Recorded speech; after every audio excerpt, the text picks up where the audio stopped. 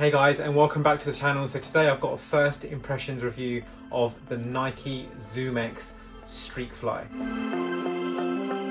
I do it for real, there's no reason to pretend. If I do it once, I do it again.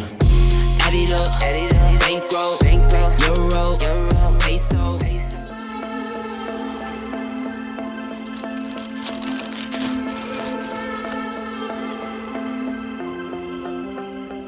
So the Streakfly launched over the weekend here in the UK on Friday. It sold out in about 8 to 9 minutes. I was lucky enough to pick up a pair in my size.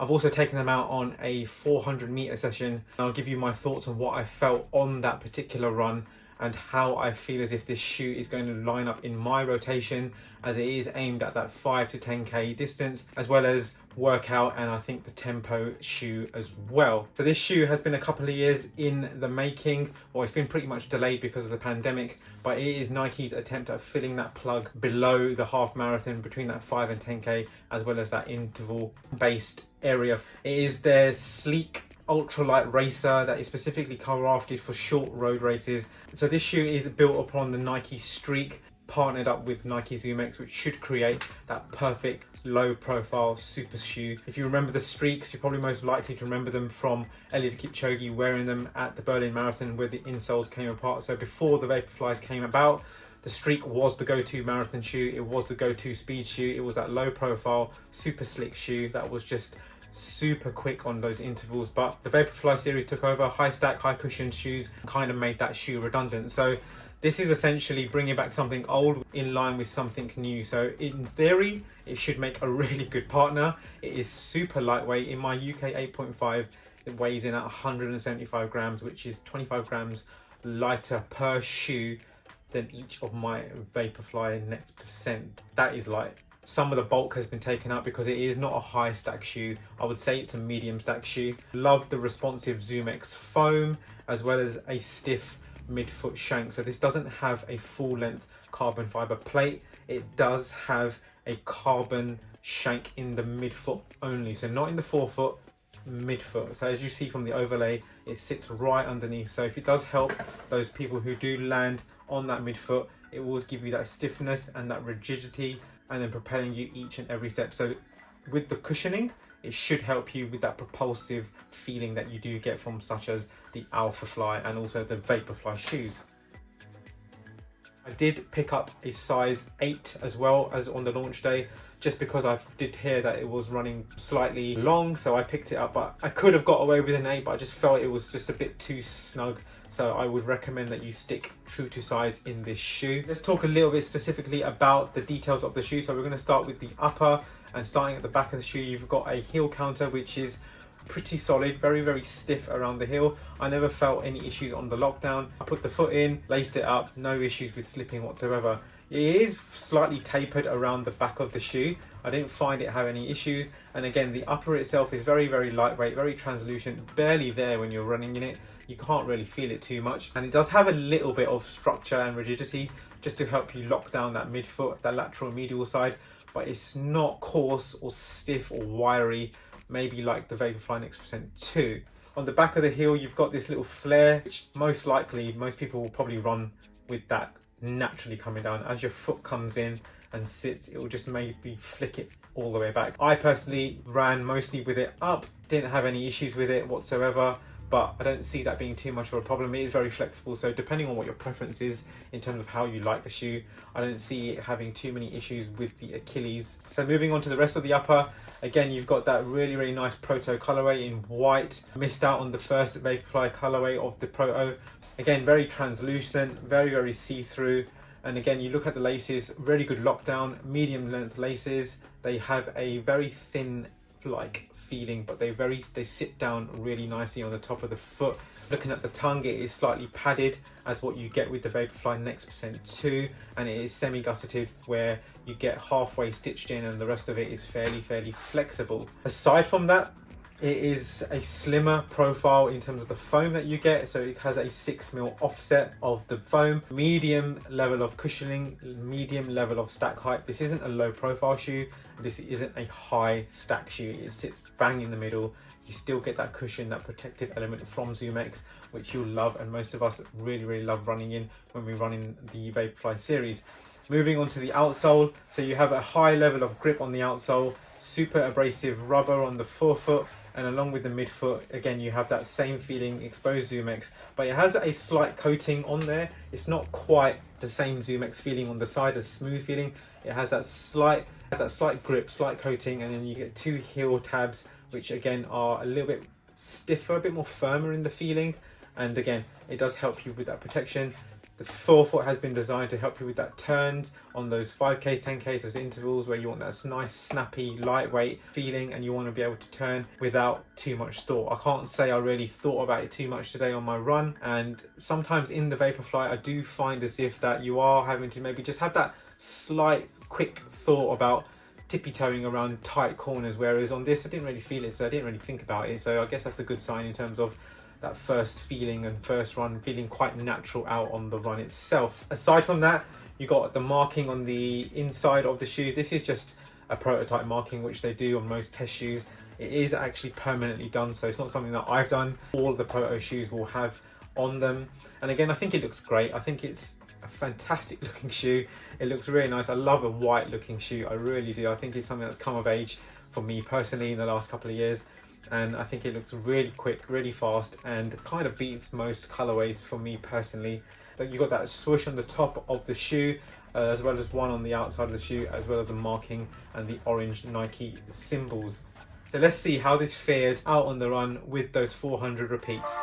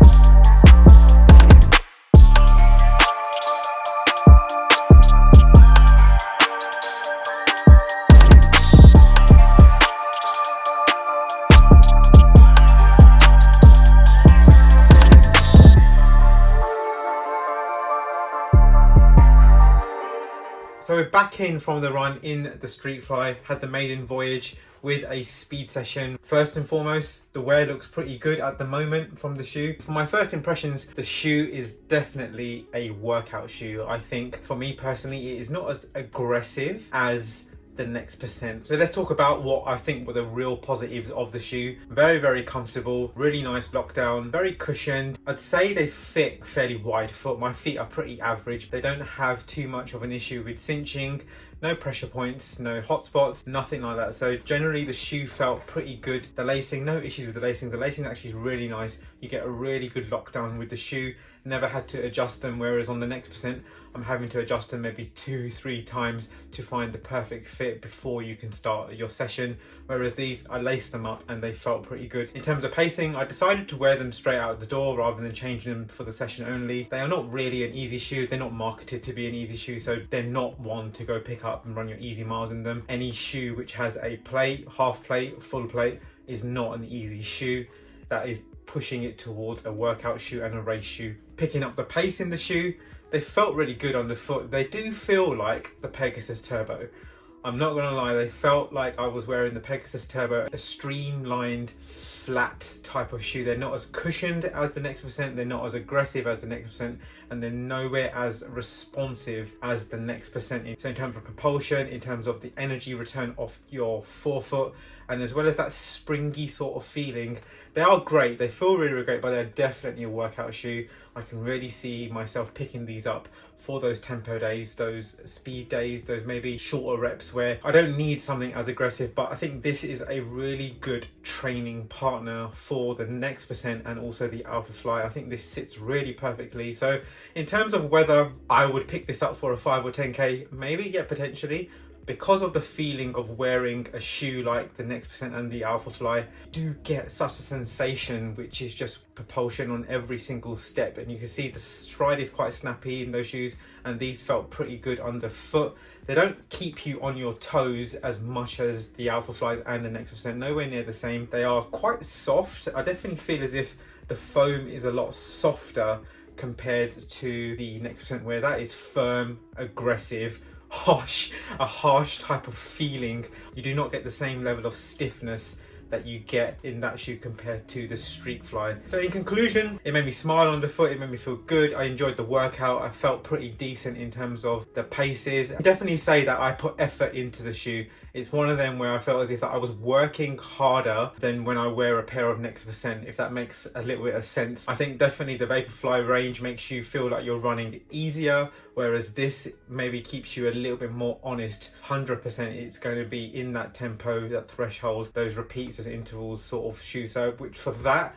a nice lightweight model, there's no bulk, there's no extra excess upper material, nice and streamlined, which is really, really good for that sort of range. So that's what I think I will be using this shoe. I definitely feel as if that it has a place in the rotation. For that gives a good thumbs up for the shoe. Going forward, I'd be happy to test it at a 5 and a 10k just to see how it feels when you do get a little bit tired towards the latter stages of a 5 and a 10k compared to something like a Next Percent. Way better than the Tempo Next Percent for me. I would honestly say, if it didn't say Streakfly on the tongue, I would say this is like a Pegasus Turbo streamlined. So those are my conclusions. Hope you enjoyed this first impression review. I will give you further workout videos of me wearing this shoe and also take it down to a 5k in the very, very near future. So I want to say thank you for watching. If you like this video, remember to give it a thumbs up and to consider subscribing to the channel. It just helps the channel grow, helps getting the video out to more people, and I love the support that you're giving me here on YouTube. From me and the Streakfly, I will see you in the next video.